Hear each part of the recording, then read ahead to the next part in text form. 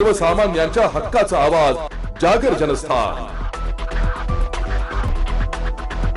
नाशिक महानगरपालिका साजरा करत आहेत स्वच्छतेचा हरित कुंभ।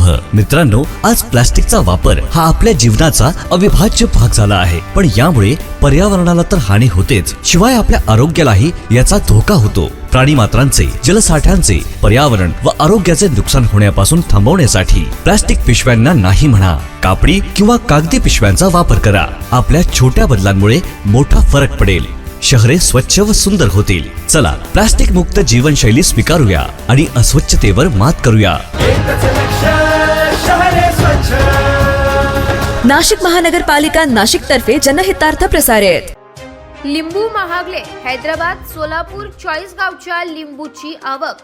सध्या उन्हाचा कडाका जाणवत असल्याने नागरिकांची पावले लिंबू खरेदीकडे वळली आहे। मात्र याच लिंबूने चांगला भाव खाल्ला असून धुळ्यातल्या बाजारपेठेत 150 रुपयांपासून 200 रुपये किलो पर्यंतच्या लिंबूची विक्री केली जाते।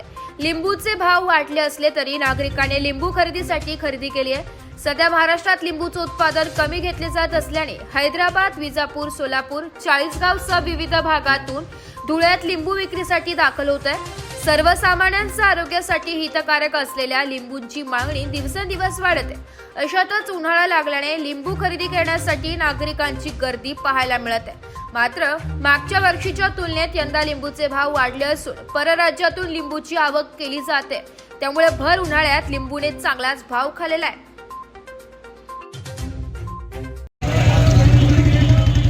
नाम फारूक बागवान, कंदील, महाराष्ट्र लाइट हाउस और माल हैदराबाद से आ रहा 150 रुपये किलो का।